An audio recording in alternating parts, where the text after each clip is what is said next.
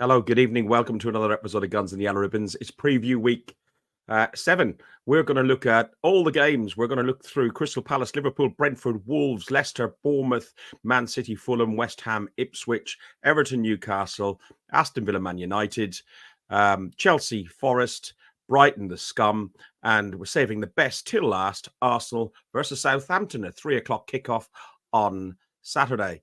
Enjoy the show. Make sure you put your predictions in the chat. Welcome to another podcast by Guns and Yellow Ribbons. This is your Arsenal podcast by Arsenal fans for Arsenal fans. Enjoy the show.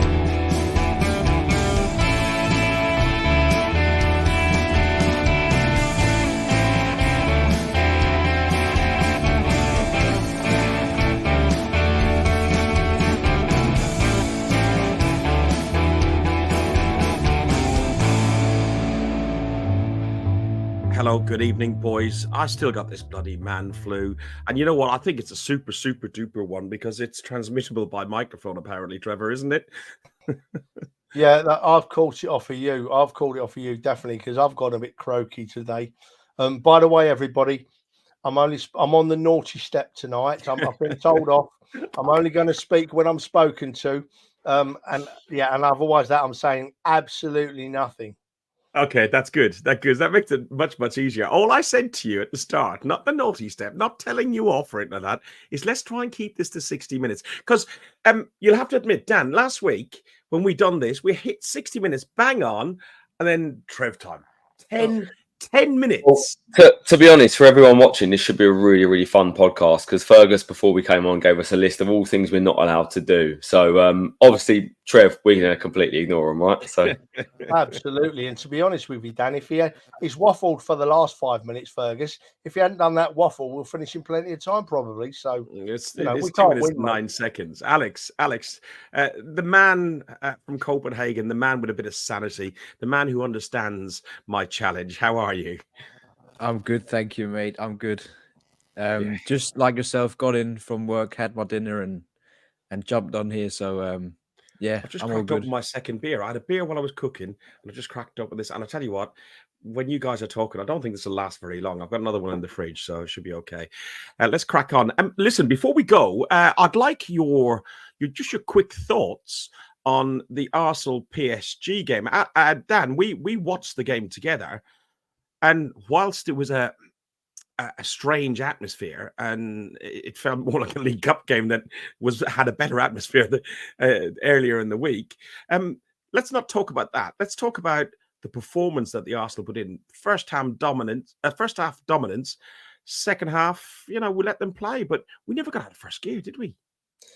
yeah, it's a strange one, Fer, because we was talking pretty sober at the game, and we actually was talking some sense for a change. Yeah, I know. I agreed with you as well. Yeah, I know. I actually had someone agree with me on the comment, but I genuinely thought we were completely comfortable that game. I felt like we didn't get out of first gear. I felt like we've got many levels to go, and it was good to see a dominant first half against a team that's supposed to be a top seed team.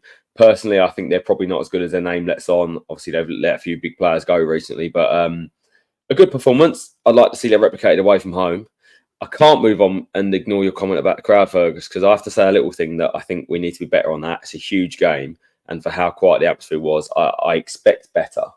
And my analogy there is us as fans demand a lot from the team, and if the team put in a half-assed performance like the fans did, we'd be moaning about the players. So I think the players have a right to moan about the crowd and demand more from the crowd as well. I do agree to a certain degree, and I'm not going into on the old tourist crowd and everything else, but you know what? Whoever's there, if you're there, you make a noise, right? It doesn't matter who you are, where you're from, what you do. If you're there, we got a timekeeper above you. The season ticket holders that couldn't make it there. I nearly didn't make it with this bloody cold. But, if you're there as a season ticket holder, you've got a responsibility to... How many season ticket holders is there at the... There's 40,000. There's 40,000. And, it not everybody can make it. Tourists, then. It doesn't matter, lads. It doesn't matter who you are, or if it's your first game, your 100th game, your 1,000th game. I think Lyle put that in the group chat and said, doesn't matter, you've got to do your best. Whoever's there was 60,000 people there, right? That could have done better. Trev, trying to keep it on topic and talking about the PSG, the performance that we had. Just give us your sum up of what you thought and what the things that highlighted for you. Like which players stood out for you? Well, firstly, I didn't go because I just had too much on. I didn't have the hours to put the hours travelling in, so I can't really comment on the fans in the ground. I thought that first half we looked absolutely fantastic. We were controlled, in complete control, and controlling at our tempo as well. It was lovely to see. I think we scored 2 wonderful goals. We must talk about Havertz at another time, I know, but I thought that his run and his header was a typical centre forwards finish, which is what we've been crying out for ages, and he's growing into that role.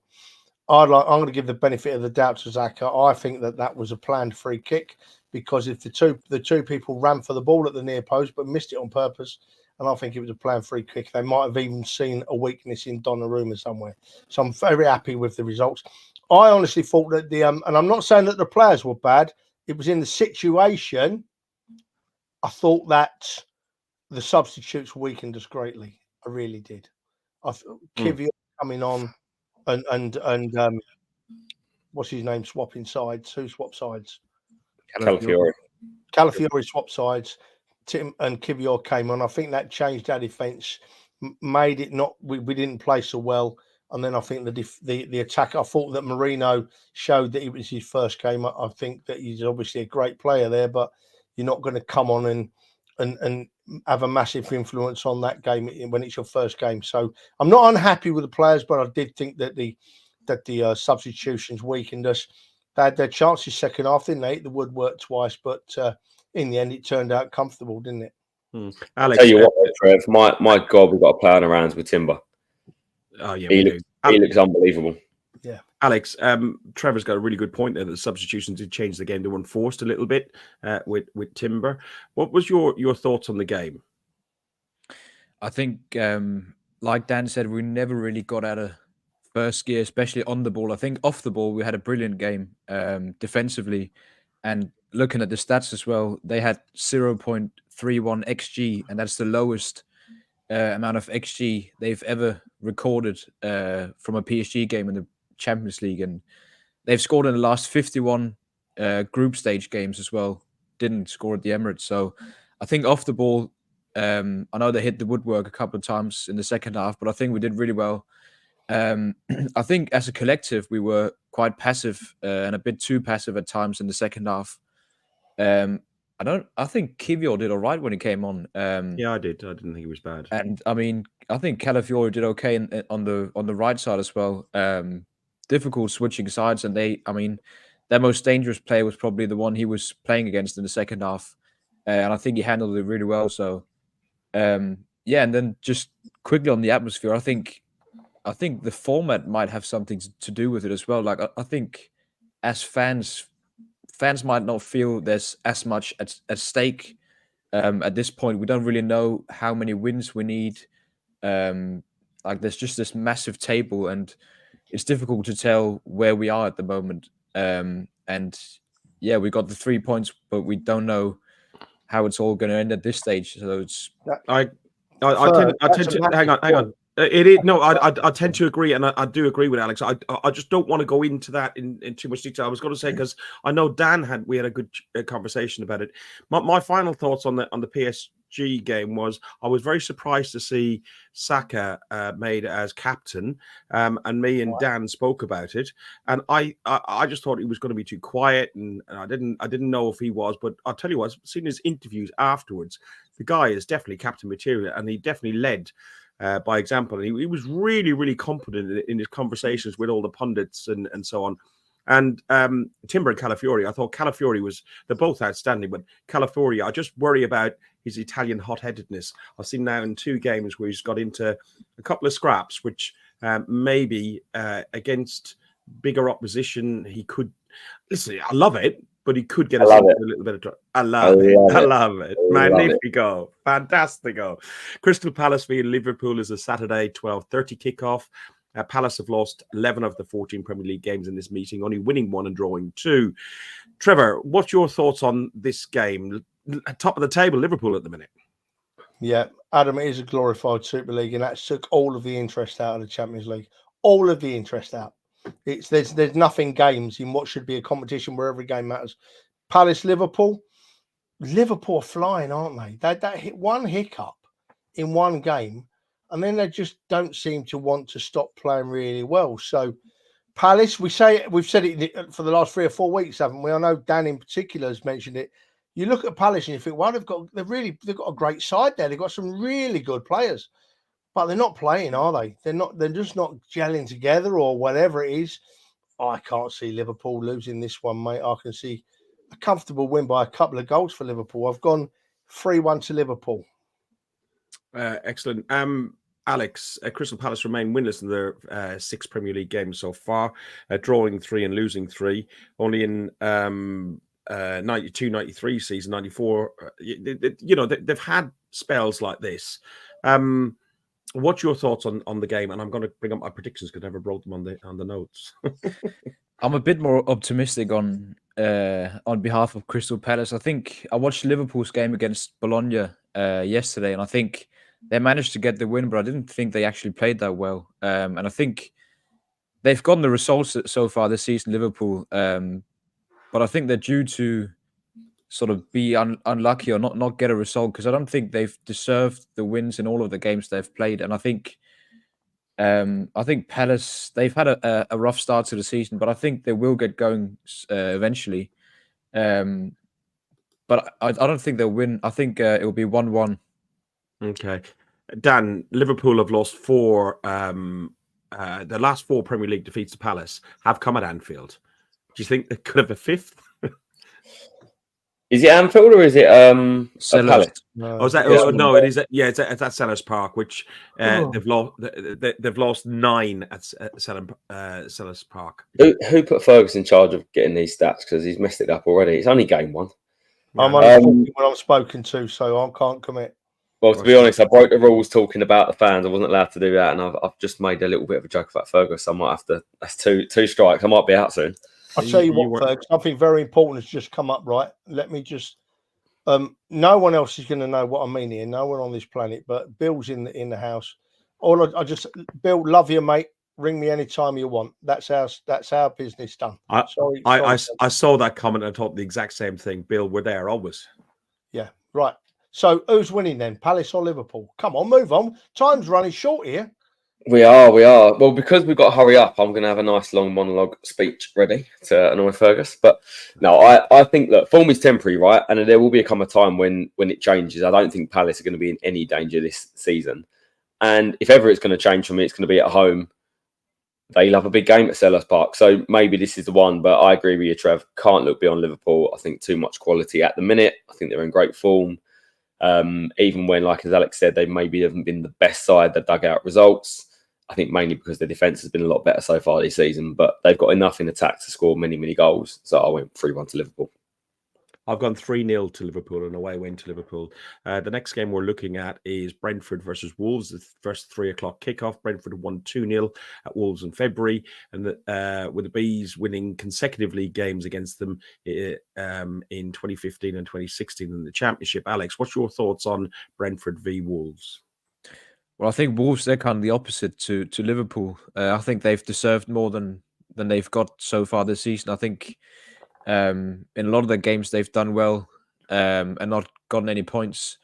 And Brentford, they've been flying, scoring first minute at every game. I think is it 3 games in a row where they've scored inside the first minute, twice with Mbeumo and once with Collins. And yeah, it'll be difficult for Wolves to get a result away at Brentford. I mean, they don't look like they're missing Ivan Toney, and their replacement for Ivan Toney, he's out as well. So I think they're doing really, really well. Credit to Thomas Frank, but I think Brentford will get a 2-1 win. Dan, Wolves are unbeaten in the last 5 away games against Brentford, winning 3 and drawing 2. What's your thoughts? I can't see them getting anything. I know Alex said about how they've maybe been a bit unlucky, but I just don't think they look a good side this year, Wolves. No, I think if any team could be in trouble outside the promoted sides, they could be one of them. Thomas Frank, I think, has done a great job at Brentford, and it just shows how they've moved on after Ivan Toney. But he even made a comment this week that he felt last year the Mbeumo injury was more important than losing Ivan Toney. And he said about how he thinks a big club will come and get him one day, basically. I think he's stepped up out of the sort of shadow of Ivan Toney. He's possibly a better player than Ivan Toney, to be honest with you. And I think the way Brentford have started this season has been really good, a lot more solid. They look like they're also dangerous. Like the way they took the game to City in the opening half an hour, I thought was fantastic. And I don't think they'll have a problem beating Wolves. So I've gone 2-1 to Brentford. Yeah, Trevor. Like Wolves remain winless in the Premier League. The last time they were in that sort of, it's out 6 games. If they've drawn 1, lost 5. The last time they went 7 games unbeaten in the top flight was like nearly 19 years ago. I've gone for Brentford 3-1. What are you going for? That's so much better. We can't hear a word you're saying. Well, that's because I've gone on mute, so I don't talk out of turn and get put back on the naughty step, isn't it? See, Wolves look a poor side now. I don't know. I expected them to be better, but their record at Brentford specifically is quite good, isn't it? They've done quite well at Brentford in the last few seasons. The last 5 away games at Brentford, they've not lost one of them, Wolves. So, but I can't see that playing a part this year. I think that Brentford will be too strong for Wolves. I've gone for a win 2-0 for Brentford. Just on a little side note, while we're talking about Brentford, I honestly think that Brentford need to worry about their manager, because I think if United get rid of Den Haag, I would think that Thomas Frank and, believe it or not, Unai Emery would be right up there as favourites to get that job. And I think Thomas Frank is that much of a special manager. If Brentford lost him, then it would hit them really hard. But that's by the by. I think anybody who goes to United will be suicidal. I think for Frank, it'd be too big of a job. For Unai Emery, I think he'd fit it perfectly. But why would he leave where he is at the minute? Leicester, Bournemouth. Dan, we're going to talk Leicester. They've won just 2 of their 12 Premier League games against Bournemouth, drawing 5 and losing 5. Both victories have come at the King Power Stadium in 2019, 2-0 in March and 3-1 in August. What's your thoughts on this one? Fergus, I know you're in a rush, mate, but you're talking like you're in fast forward today. I'm not. If you click the 1.5 times button on your machine or something, you sound like you're. It's called an Irish accent. Duracells in, hasn't he? He's put the new. Yeah, he's in a rush. He wants to get this done in 59 minutes and 59 seconds, doesn't he? Oh, absolutely. Go on. Well, just to slow you down a bit, Fergus, take a breath. We're not in a rush. What's that? Is that a spare bag? Batteries. Oh, right. Okay. Right. Leicester, Bournemouth. What we're here for, Fergus. Focus. I think Bournemouth actually have surprised me this season. Didn't quite expect them to adapt without Solanke straight away at the start of the season. And even still, Evan Nilsson that's come in hasn't really hit the ground running, but Bournemouth have just continued from where they are. And I think that just shows that they're a bit of an underrated side. Away from home, maybe not as good as at home, but I just, again, don't really rate this Leicester side. And let's be honest, the only reason they got back in the game last week against us was a deflection, and then we didn't take our chances. So I can see Bournemouth still going to Leicester and winning this game, and I've gone 2-1 to Bournemouth. Trevor, Leicester winless in 6 in the Premier League this season, drawing 3, losing 3. Thoughts on this one? Well, do you remember at the start of the season, I was a little bit different to Dan. I thought that Leicester would do okay. I thought they'd be fair to middling this year, but they're letting me down a little bit. Yeah, as Dan just said, Dan took the words out of my mouth. They came back to 2-2 at the weekend, but a pair of goals will never be scored in a game like that again this season of that style. So we can move on from that. But I think, Leicester are at home, but Bournemouth are flying. Bournemouth just looks so organised and so good. They just don't look like they're going to give an easy goal away. So I've got Bournemouth to win this one, Ferg. I've got them to win 2-1 at Leicester. Okay. I've done a draw, Alex. I've gone 2-2. What's your thoughts? I'm with the other boys. I think Bournemouth will get another win. Even though I think they've got a great goalkeeper at Leicester, I don't think he can he can keep them from winning this game. I know Dan said Evan Nielsen hasn't hit the ground running, and he hasn't. He missed a penalty against Chelsea, but he did score in the last game against Southampton. So he might keep it going now, and that might help him turn up the form. He's a good player, and he played well at Porto. Champions League experience, and yeah, they've got some good players, a great manager in Iraola. So yeah, I think they'll get a 2-0 win. Okay. Next game is on the list is Man City versus Fulham. Since losing their opening game 1-0 against Man United, Fulham are unbeaten in their last 5 games, winning 3, drawing 2. Trevor, I'll come to you first on this one. There we go. Unmuted myself without talking. How clever am I? I'm desperate for Fulham to get something out of this game. And the first game, when we're planning for this preview show, the first team I look at, apart from the Arsenal, is City, because they're going to be our big rivals, I think. And they've not got Rodri. Fulham are doing all right. Fulham have got ex-Arsenal players in there that we know try hard, but I can't see anything other than a City win. They're just too good. They're just too organised. And if you look at what Fulham have got in defence, and you look at Haaland, who only scores when he manages to bully people, I think Haaland might be bullying people this week. I hope I'm wrong. I really hope I'm wrong. But I've gone for a 4-1 win for City. Please let me be wrong. Please let me be wrong. Just be humble. Just be humble. Alex, Fulham have won 4 Premier League games against Man City. They've all come at the Etihad in 2006, 2008 and 2009. Pre-115, I expect, that is. Most of them anyway.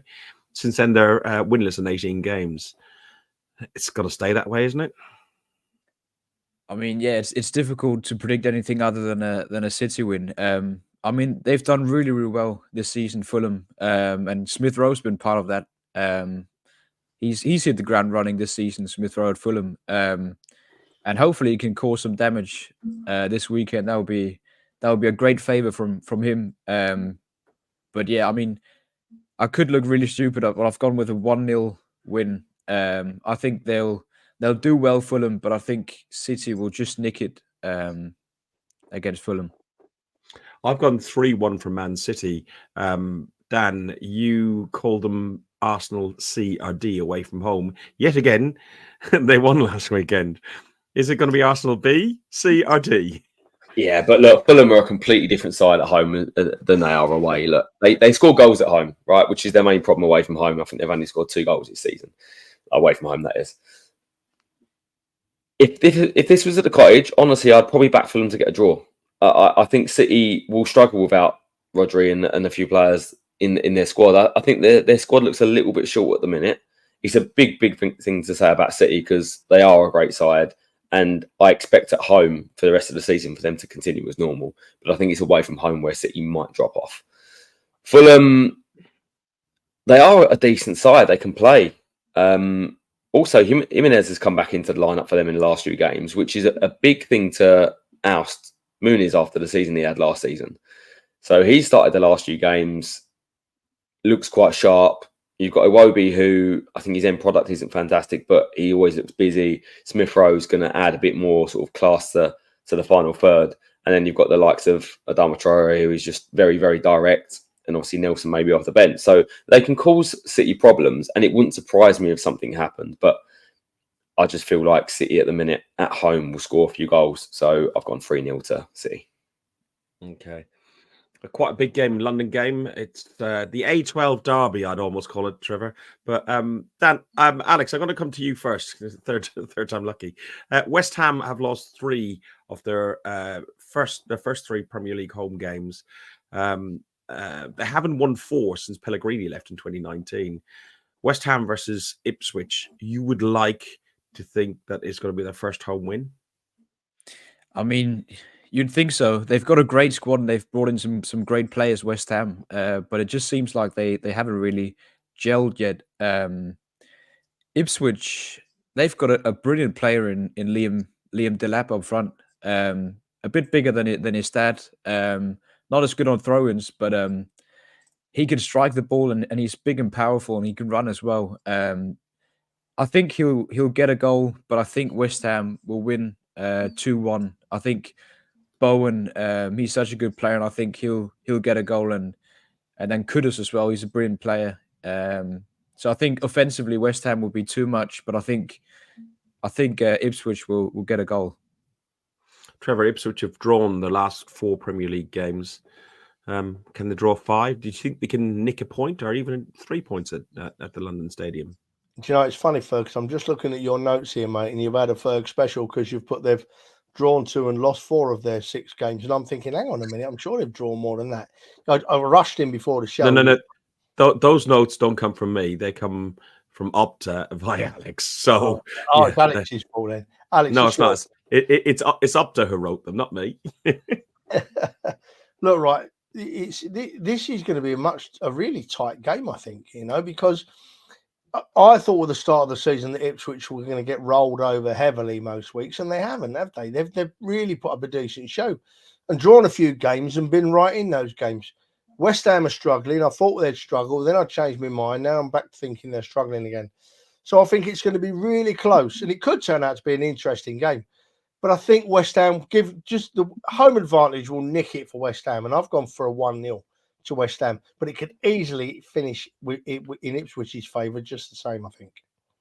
Dan, I've gone 3-1 West Ham. I think West Ham will come good for this one. I just don't know why they haven't clicked. They've had a lot of players come in. I think there's 9 players out, 9 players in, but they bought well in the summer. And we talked about it last week. I'm so surprised with the performances so far. Yeah, it's a big change though, because they've gone from a manager that's a bit more defensive to a manager that wants to open up. So you've got players that have played now for years and years as a deep block, very combined, very congested, make it difficult for opponents, as opposed to now someone that wants to be more expressive. So you've got that alongside new players. But again, a bit like Palace, I don't really worry for West Ham. I think they've got enough quality. I think this will be their first win of the season. But Ipswich have surprised me. I didn't expect them to dig in as much as they have. As much as they've not won a game, they've looked like they are up for the fight of the Premier League. Maybe they've just got a bit more fight than they have quality, which is why they've got some draws as opposed to wins. But I think that will drop off for this game. I think West Ham will just nick it. I don't think it will be easy. I don't think they'll run away with it. And I think Ipswich will come there with a game plan and make things difficult for them. But I think they'll just nick it 2-1. Okay. Next, we're looking at the late kickoff on Saturday at 5:30. It's Everton versus Newcastle at Goodison after losing their first 4 Premier League matches this season. Everton have finally managed to pick up some points, 4 points, winning 1 game and drawing 1. Dan, do you see them getting another point, maybe? Yeah, I've actually gone 1-1 here. I think Newcastle, firstly, on the road again, not the same side as they are at home with their crowd behind them. But Isak, I think, will be out. He'll probably miss this until the next international break. And when they do that, they have to put someone at the minute like Gordon up top. And I think they miss him when he's not on the left. I mean, Harvey Barnes has had good form. But even with Harvey Barnes coming in, sometimes they've shifted Gordon onto the right-hand side, and I think it's affected him a little. I think the balance is not quite there when they miss Isak up top. So with that also being said, I think Everton have picked up a little bit, maybe a bit more back to their solid self under Dyche than they was before. So I expect them to maybe get something from this game, and I think a 1-1 draw. Trevor, what's your thoughts on this one? Everton lost 3 of the last 20 Premier League games against Newcastle, winning 12 and drawing 5. Are they going to get 3 points, the Toffees? I'd like Everton to get 3 points because, as we all know, I've got a soft spot for them. They won last week, so they're going to be on a bit of a high. It will have lifted the team. But I don't think that they're going to beat Newcastle, to be honest. I think Newcastle are once again, Eddie Howe's just got them ticking nicely. They're not too flashy, but they're getting points where they need to. But I'm with Dan here. I can't split them. I think that Everton will have home advantage and a bit of confidence from their result last week. But I think Newcastle with a slightly more skillful side, that'll cancel it all out. I'm going for a 2-2, Ferg. Okay, I actually agree with you. I think the home advantage, but the class of Newcastle being a better team, but without having Isak, I think it still will be just that little bit too much for Everton. I've gone for 2-1. Alex, what's your thoughts on this one? Yeah, I think it's a really, really difficult one to predict. Newcastle did well at home against City last week, but like Dan said, it's a different thing when they play at home with that crowd they've got. And Everton are really strong at home when they play at Goodison, and they did well with McNeil scoring two goals last week. But I've gone with a 2-1 win for Newcastle, and it could easily be a draw or a win for Everton, but I think the midfield looked really, really strong, and I think it could be a case of whoever wins the midfield battle could win the game in this one. I think Tonali, Joe Linton, and Guimaraes is a really, really strong midfield, and they've finally got those three back in midfield. So I'm going for a scrappy 2-1 win for Newcastle. The only thing on that, Alex, that you look at their midfield, it's a great midfield three, and probably the best midfield three, but do they lack a little bit of something going forward in that midfield three? Because it's such a solid three that maybe they haven't quite got their I see what you mean. Creativity in the final third there. Like, I think Willock, when he plays there, gives them a bit more running off the ball. In general, I think they definitely lack some creativity in midfield. They haven't really got any like playmaker types. I think they're all three are almost like box-to-box players. But yeah, I think they've still got some quality, like you said, with Barnes on the left wing. He hasn't started much, but he's just such a good player, and I think Gordon's still good. Willock might play on the right wing, or it might be Jacob Murphy. But yeah, I think it's a really, really difficult game to predict. Yeah, I think a lot of Newcastle fans are actually getting a little bit edgy with Eddie Howe from what I've seen, which is surprising me because I think one, he's done a good job, and two, he's a great manager. But they've not quite kicked on at the club as what they expected. And I know there's issues with financial fair play and other things that's gone on with Newcastle, but they've not quite gone where everyone projected them to be. And I think if that's the links to England, then do you think that's the links to the England job? And no, I think it's more about their spending and who they've been able to bring in. And I think they've not quite hit the expectations. Obviously, one season Champions League as opposed to 2 or 3, I think makes a big difference as well in revenues. The club are trying to grow those revenues so they can spend money, and that's limited what they had planned at the start. Then you've got to a point where you've got to try and sell some players, and I think they sold 2 pretty decent youngsters this season as well, just to try and raise money. And they've not really then added too much to their team this year, so maybe they're a little bit stagnant. Trevor, Sunday kickoffs, we got 2 at 2 o'clock, which is Aston Villa, Man United, which we'll talk about next, and then Chelsea Forest. Man United, again, I go to you first because you get family up that way. They've only had 7 points out of the 6 games, winning 2, drawing 1. You know, the last time they started a campaign this bad was under David Moyes and Solskjaer. But they haven't. Man United have not moved on from Moyes or Solskjaer, no matter how many times they rejuvenate themselves. What's your thoughts on this game? Mate, listen, they've gone backwards, Man United. I didn't watch the whole game last week because I can't bear 90-odd minutes of watching Tottenham, but I did watch the highlights back. And there were Man United had no highlights. I mean, they're defending for the first goal in particular. Rashford just gave the ball away and then watched Van der Ven sprint off up the line. Just watched him go. And suddenly the Tottenham fans are saying Van der Ven's the best defender in the world because he did that. Well, the fact of the matter is any other forward in the world would have tracked back and tackled him. And so Rashford, I was gobsmacked. And then when the balls come into the centre for the lad coming in at the back post for Tottenham, he had a defender on him, running with him. And then suddenly the defenders just stopped in the middle of nowhere and just let him go. It was highly embarrassing to watch. I even felt sorry for my relatives in the Northwest who are all Man United fans. They now all want rid of Ten Hag. They think that he's been given a chance and that he's actually taken the side backwards. And I can't argue with what they think. They've made he's made his bed, Ten Hag. Every week he comes on with an excuse, doesn't he? Every week you watch his. I now watch his interviews with big anticipation that he might change the tune and say, yeah, we're doing this, we've seen this, we've seen that, and every week it's we were unlucky. We are a better side. We will get better. And they can't play that record forever at a club like Man United. It's too big. And they're in a massive trouble. And I think I can't see them getting any better this week. Villa, on the other hand, have had a cracking performance last night. I thought they played really well. once again just proves my my thoughts, Daniel, that Unai Emery is a fantastic manager who was unlucky at the Arsenal. I've had some pellets on social media today, Ferg. Oh my God.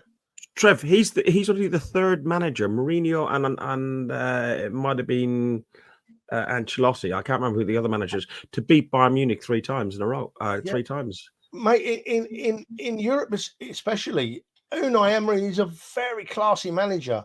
A very classy manager. We needed to rename Arsenal via Arsenal or Villa Arsenal, and it would have worked because that's what he does well at. Yeah, look, right. I wouldn't swap Arteta for anybody, but I think Emery's doing great at Villa at the moment. But I think his next appointment, if one comes along, will be at a massive club. I really think. But I've got to go back to social media this morning. I'm not apologising. I'm laughing. I put on a post. Rio Ferdinand mentioned last night that Aston Villa gave Arsenal a really tough game at Villa when we won 2-0. And the fact of the matter is, Villa did give us a bit of a game. They did give us a bit of a game. But at the end of the day, we won 2-0, and I called it a comfortable win. I've had hundreds and hundreds and hundreds of comments. I've not stuck my nose in because I'll just fire it off again. But it's been a great debate. So if anybody's watching that's seen that post, thank you everybody for keeping it clean. I've had to block 4 people, 4 faceless people, keyboard warriors that have about 4 followers and just using all these swear words. So they've gone. But the rest of the hundreds of people, I've really enjoyed watching it today. And if I've upset Villa fans, I'm sorry. I like Villa, but it was a comfortable win. 2-0 is always a comfortable win. And for that, on Sunday, I've gone for a 3-0 win for Villa. I think Villa are so much better than Man United in all areas of the field. I can't see anywhere that Man United are better. 3-0 win for Villa. A little subtle Trev time in the middle of that. Dan, you knew he'd get it in. He's broke the rules again, hasn't he, Ferg? Are you gonna sanction him again? No, that's all right. When we go off air, right? Fergus is smiling now, but when we go off air, he's so going to tell me off again. I'm going to be back on the naughty step, back in trouble. Oh well, I can live with it. Fergus is he's like a duck on a pond. He's all calm up here, but down below he's sitting there swearing. His little legs are friendly like that. Dan, I've gone for 2-1 to the home side to Villa. What are you going with? Well, interesting. So remove your phone because your audio has gone all crackly. Oh, it's not yours. It must be yours, Dan. Don't know. Is that sorted? Go on. Yeah. Right. Yeah, interesting because you said Villa had a great performance last night. Listen, they did great against the Bayern Munich side, but I watched that game and I felt like they got the rub of the green and got a little bit of luck, right? I think personally, right, that was a nick a 1-0 win at home in their biggest Champions League game that they've had, obviously first one at home for 40 odd years. I actually think that could have quite easily gone the opposite way. I think there was a period in the first half, the first 15, 20 minutes where I thought if Bayern get 1, they're going to get 2, 3 or 4. And they hung in. They then, I think, closed the game a little bit more when they got back into it. And then they nicked a chance. You know, it was a great goal by Duran, by the way. And I think what a player. If he doesn't get a start at Villa soon, he'll be off somewhere else and be starting in the Premier League because he looks a top player. But I think that's their level, and I think that's Unai's level. Like they're a side that's going to push 4th, 5th around that point and no further. They've got some quality in their team to give people a bit of trouble, but look, they're never going to get beyond that. And I think Unai's at his peak, and this is where he deserves to be. This is where he's good at. If it was Europa League, I'd probably back him to win it, but I don't know. Look, I'm not going to... Yeah, Dan time. Are we allowed this time, by the way, Ferg? I know I'm really running the clock down now. I'm doing the dark arts like Arsenal. It's about time we fell out. It's about time we fell out, Daniel. Here we go. Listen, look, saying that, they're a good side. They're a better side than Man United at the minute. So I've got a 2-1 win to Aston Villa this weekend. But interesting to see how they deal post-Champions League with a league. At the minute, they've done very well. Credit where it's due to them. But I do think it will drop off at some point. Alex, that is a huge point. Like a big game on Wednesday night, then going having they're lucky they're at home. It's not an away game. Is that enough to get them across the line? Oh, definitely, especially against Man United. And Man United, they are playing in 20 minutes as well, and they've got a really, really tough away game against Porto. And we know how tough a game Porto away is. So, yeah, I think they're in a worse state in regards to playing a midweek game. United, I think they could get absolutely slapped up at Villa. Um, Who depending on won, how by the way? Sorry, Trev time, Dan time. Who won? well, let us know in the comments. Yeah, I reckon it's 2-1 to me personally. But It's okay. sorry, Alex. You carry on, Alex. I won't interrupt you like Dan has. Oh, thank you. Appreciate that, Trev. You've never done that before, have you? Never. Oh, he's literally not speaking now. Okay. I think Villa will win, and it could be a big win, but I've gone with 3-1. I think Duran will be starting this game.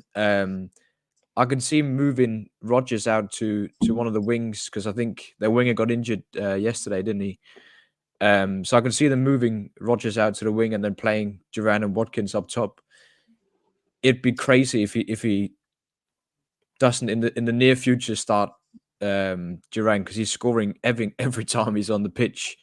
And he deserves to be. We've got that in Trossard. We've got that in Trossard. That but this is even more, isn't it?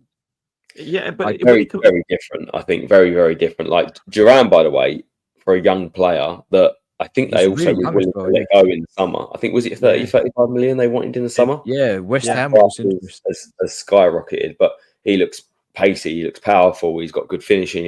He's got that arrogance of a striker that I think he'll go somewhere and be a top player. But do you shoehorn players into a squad? Like, can you put him and Watkins together? Can you move Rodgers out wide? I think Rodgers has had a brilliant start to the season, but he's powerful through the middle. He reminds me a little bit like a Vieira Diaby type player. Can somebody tell me if a volcano has erupted in Iceland or something like that? Because I think the lava might have gone to Arnie's head. Arnie, he thinks. I think Arnie's been on the Finnish wacky backy. Yeah, I think he has. 5-0 win for Ten Hag. Alex, did you give your score prediction on that one? 3-1 to Aston Villa. 3-1. Okay, I done 2-1. Chelsea Forest is the next game. Chelsea have won just one of the 4 Premier Leagues against Forest since they returned to the top flight. I've gone for Ferg. You said we're running 5 minutes behind. So are we slowing? Am I slowing you down? No, you're not. You're shutting up. Chelsea. Chelsea. I've gone Chelsea 3-0. Alex, come to me on Chelsea. Chelsea seem to have turned the corner a little bit, and they seem to be hitting a run of form.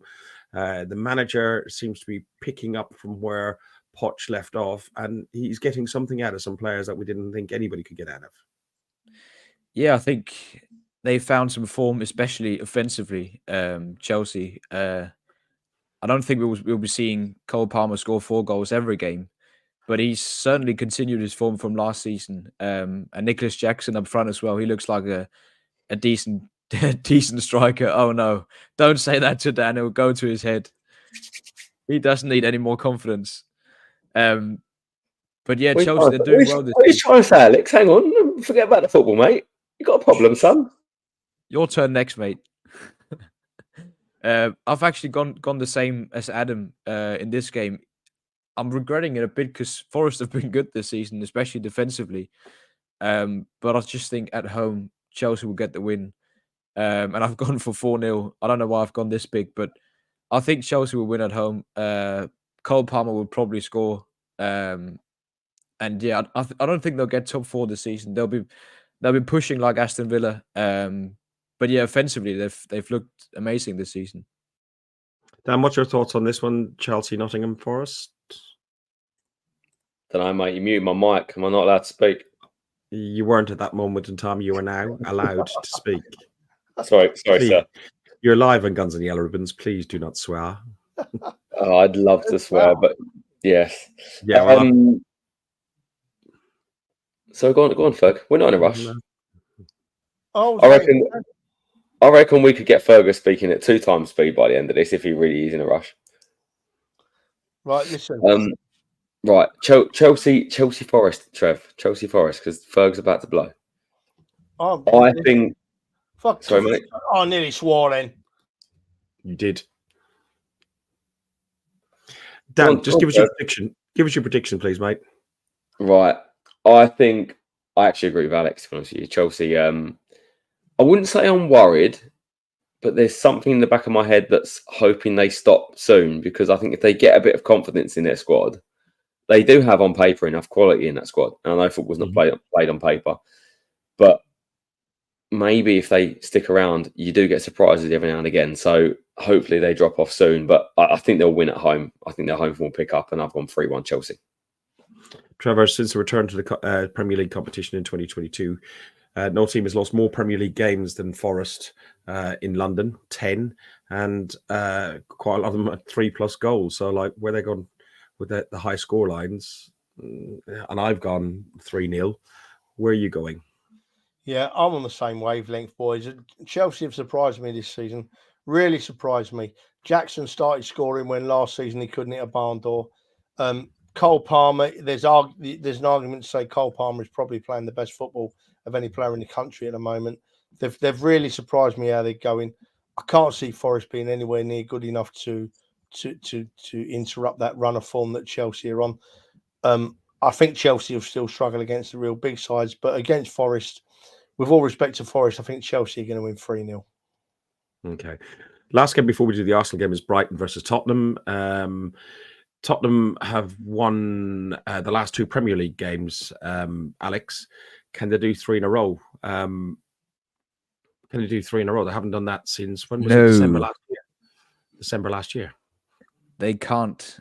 I think they're going to lose to Brighton. Brighton have been very hit and miss this season. And I think they've got great quality up front. Welbeck has been scoring for fun of everyone. And they've got some great wingers in Mitoma and Minte. And I think they'll cause problems for Spurs. And I know they played a lot of the youngsters tonight, but they've also gone to, where was it, Ferencváros tonight.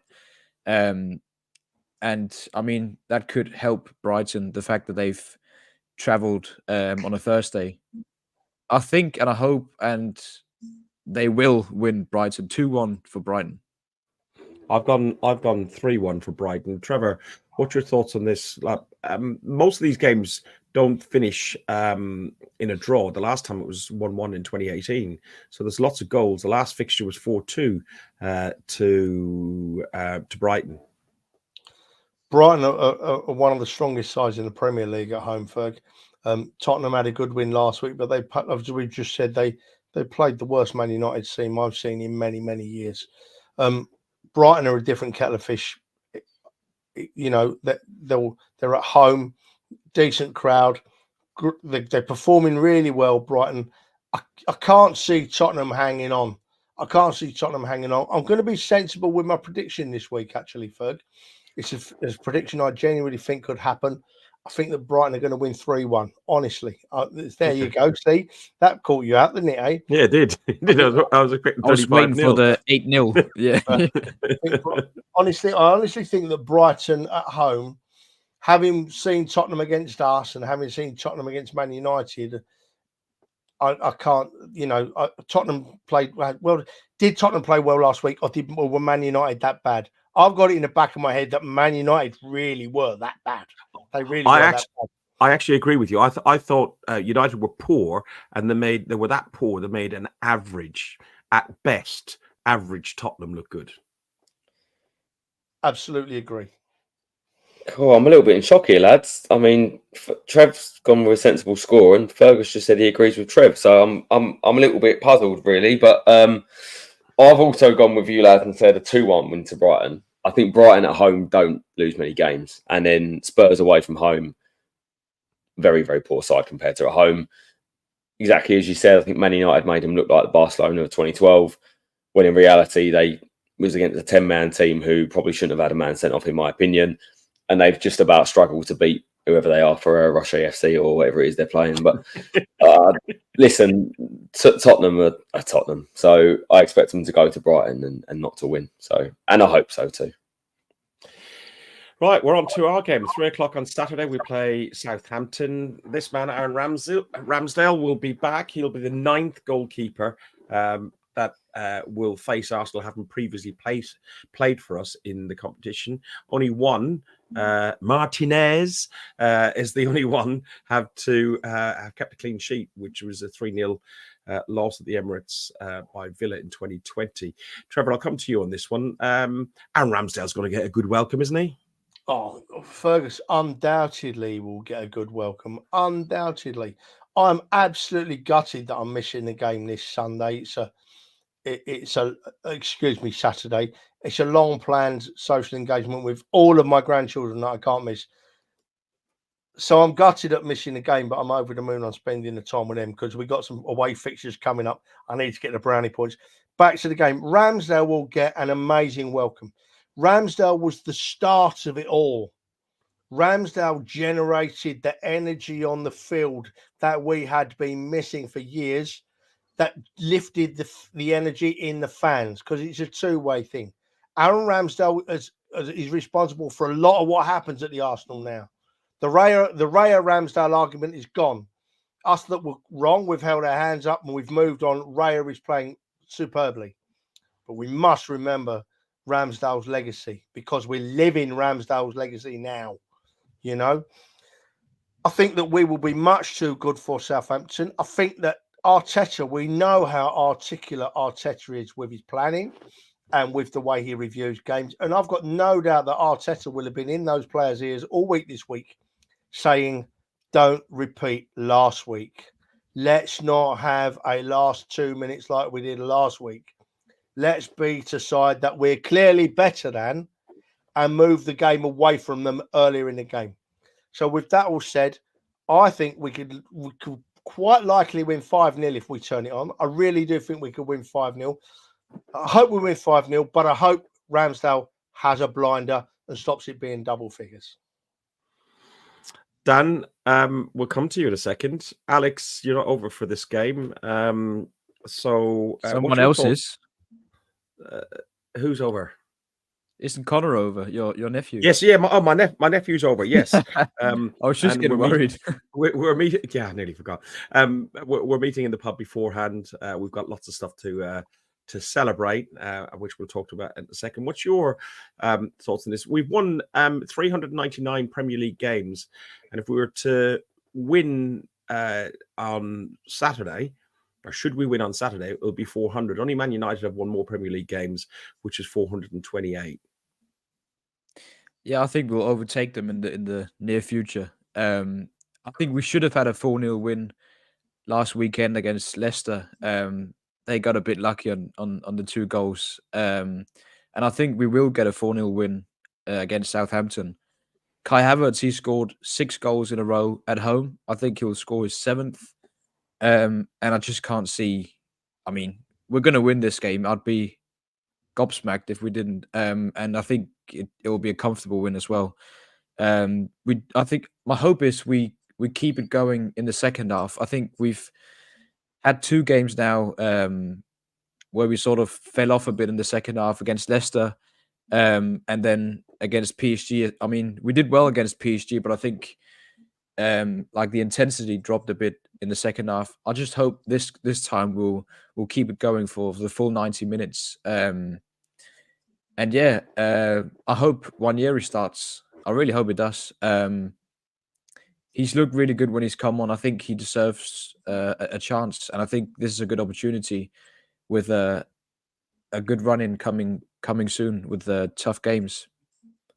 Dan, meanwhile, only 4 sides have lost more away games in the Premier League than Southampton, 246. Hente put up a stat up there a second ago. What was that one, Trevor, if you bring it up? Arsenal have only ever lost twice to Southampton at home in the league in 87-68. It's your birthday on Friday, so we're getting pissed on Saturday for your birthday, and Trevor's decided on purpose to arrange a family event to make sure he wasn't there. What's your thoughts on that and the scoreline? So harsh. Trev, I'll let you respond to that one because you know, there's only one lad that's making the effort to travel away in Europe together with me. So, you know, I've got your back. Daniel, you carry on, son. I'm just going to sit here quiet on my naughty step. Well, firstly, I've got to respond to Alex because, mate, look, Nwaneri's I knew you would. come on. He can't be starting these games. I'm hearing all this chat about Ranieri starting. No. Yes. Who's he going to replace? Havertz, unreal. Saka, undroppable. Martinelli just giving his confidence back up. Trossard's been fantastic and deserves to start. You're not dropping any of those four, mate. Like, I'm all for nice stories and bringing youngsters through, but come on, we've got a job to do. This is the Premier League. We need to win something. Not time to mess around with putting people in and rotating squads. Leave that. So you think we'd lose if we put in Ranieri and played in that side? No, I agree that with Dan that you don't put him in to start. You bring him on, build the guy's confidence. But why shouldn't we rotate players? You do rotate players, but this isn't an established first team player yet, mate. He's barely had a couple of games to the club, and people get carried away with a fairy tale story of a youngster coming through, while we've got established first team players that are not getting enough minutes already, and they, for me, deserve to be coming in if you're going to rotate ahead of him. If you're going to start Nwaneri, you start Nwaneri against Preston. But who are these established first team players who aren't getting enough time that you rotate instead? Well, Trossard's one of them that he's only got a game because the other guy's been injured, right? Other than that, he wouldn't be starting games. He's getting frustrated with games. Yeah, but only because the other guy's injured. As soon as the other guy comes back in, Trossard's dropped to the bench again. So we don't know when Odegaard's coming back in. It could be like a while. Alex, I hate doing this, son. I hate it. I promise. I hate it, mate. But I'm actually taking Dan's side a little bit here, mate. I mean, when Nwaneri came on last weekend, wow, didn't he lift the side? He just lifted the stadium, lifted the side. And I agree that you have rotation in a team, but you have rotation if you need it. At the moment, we've got enough players rotating in that forward position. Nwaneri will get his chance. And I honestly think that when Nwaneri gets his chance, they won't be able to drop him. I really think that's the case. But maybe not just yet. Let's just keep with our winning formula and have Nwaneri up our sleeves. But I know for a fact that by the end of the season, if Nwaneri is not starting almost every game, I'll be very, very surprised. I just can't see why with it. Why should we be the only club out of all the best clubs in the world that doesn't play our best talents? Like PSG, they played a 17-year-old against us in the... You can do it a pub league, though. No, but we do as well, Alex. Don't forget, the last couple of years, the youngsters we brought through has been exactly like PSG. But you also got to look at teams that when they are established, a bit like Man City, it's the Guardiola way, and I think it's a very similar process with Arteta, that there are players that deserve to play, and he plays them ahead of bringing through youngsters in the Premier League. He lets them take their time a little bit, not get too ahead, not too much pressure on the shoulders, and then they'll come through at the right time. And I think he will come through at the right time. The lad's got talent. The lad has done enough, especially in the Carabao Cup, I think, so far, to start again against Preston. And if he does well against Preston, maybe he gets an FA Cup game. If he does well in the FA Cup, maybe he gets a league game. I just don't think that's true, because look at the players Pep Guardiola has started. He started Rico Lewis when he was 18. He started Cole Palmer when he was 18 in the Champions League.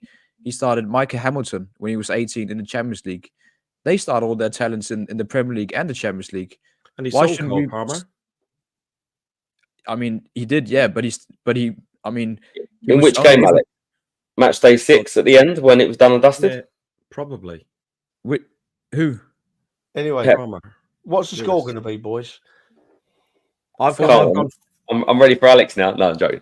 I get what you're saying, Alex. I just personally think it's a bit too soon for him and too much pressure. But back to Arsenal, I think we're going to have a field day, is my opinion. I think Southampton are a really, really poor side. They're trying to play in such a naive way that I think doesn't suit the Premier League. We saw it with Burnley. I think we've seen it again with Southampton. They need to learn very, very quickly. Hopefully they don't learn on Saturday. They learn shortly after. But I think we're going to put 4 past Aaron, which I'd love Aaron to do well, but us to still to win. But look, this is a proper game. We need to get goals. We need to get points. No time for sentiment with Aaron. I hope we sing his name at the start. I hope he gets a good reception. Well done. Clap him off at the end. But no singing his name during the game. We need to be on point, singing the players for our side that are playing, supporting the Arsenal, make sure we get a big win. The only time I think we sing his name is every time he picks the ball out of the back of the net, maybe. No, that would be disrespectful. No, look, listen, I hope he does well. He's been a fantastic servant for the club at his time. He's now, in my opinion, where he probably needs to be to play regular, because we've all said about Raya, and I think the decision has been justified. There are a few people, little meerkats, that have come at me on Twitter that want to have their little agenda and say, oh, it's Arteta this, Arteta that. But look, we are where we are. I wish him well, but let's focus on us we've got a job to do, and I think we're going to do it. And 4 or 5. Scoreline? 4-0. 4-0. Trevor, scoreline? Oh, what did I get? I went 5-0, Ferg. Alex, scoreline? 4-0. I think 4-0. Alex is grumpy with Dan. I do. Alex, tell him. No, I'm Tell him. not. Have a word with him. Only joking. Fergus. Listen, boys. I know I'll go on. I'm not going to go on, I promise you, right? But I cannot leave this show Time. without mentioning, listen, seriously, without mentioning Kai Havertz, right? In all my 50-odd years of watching the Arsenal, I've never seen a player come to our club so broken, so low in confidence, his left foot didn't know what his right foot was doing. His head was in a mess. And in a year, he's turned into exactly what most of us have been screaming for, our centre forward, that plan B, that option. And the icing on the cake was that centre forward's header the other night. Absolutely superb. The run, the timing, the cross.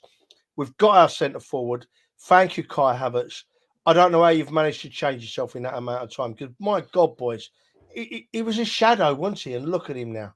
I'm over the moon for the kid. Good luck, Kai.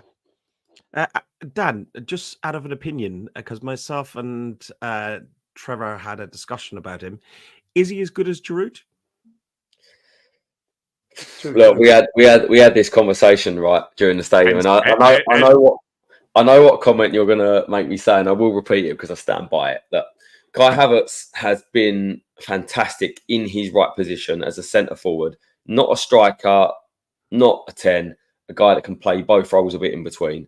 Great off the ball, great holding the ball up, getting better. Look, he can be a better finisher, but he's still going to score goals for the club. The job he does in that team, I don't think there's someone in our squad at the minute that can do that. That's how important he is. And I would argue that if he dropped out the squad at the minute, we would miss him more than we have the likes of Ødegaard. Yep. I think in our squad, there's only a couple of people that we might miss more. Saka, you could argue, and probably the centre-halves. But he's very much up there in the squad and doesn't get rated enough. Yeah. There's an elegance about him as a player. And I said to Fergus during the game, at the PSG game, he reminds me of someone. Now, he's not exactly the same, and nor do I think he's as good as this player, by the way. But you said he was. No. I said there's a bit of him in him, right? He's not as good as this player because there are not many people in the world that are as good as this player. But he has attributes of Dennis Bergkamp and his class to his game. Yeah, you did. Yeah, you did. No, and I disagreed. I disagreed with that. But you did say he was probably better than Giroud. Yeah, Giroud, yeah. But I'm talking about, my comment was Bergkamp. I said Havertz has the elegance and touch at times of him that reminds me of him. Listen, he's nowhere near as good as Dennis Bergkamp. So I'm not even going to bring that comparison. But at times I watched him and I thought he just reminded me a little bit of some of his play. He's won the Champions League, though. He has. And he also travels away on a plane. Don't forget, boys, right? Don't forget, Giroud was a plan B. The amount of time that Wenger sat him on the bench and just brought him on when he needed him, Giroud was brilliant. And he didn't get he weren't Wenger's first choice very often. Wenger liked them tiny little players at the end, didn't he? So Giroud used to come on. Giroud was class. Havertz is getting there. A comparison to Dennis Bergkamp, that just ain't fair on the boy. Boys, we've overran because you guys manufactured it, because we would actually be about 1.5 minutes under time if that 5 minutes you hadn't wasted was wasted. But thank you very, very much. I've really enjoyed you winding me up. We can't go without playing. No, you haven't. I reckon he's leaked. Not yet. Man, I tell you what, I had two knots in the bag tonight. I've got past the 45 minutes. Press the button then, my son.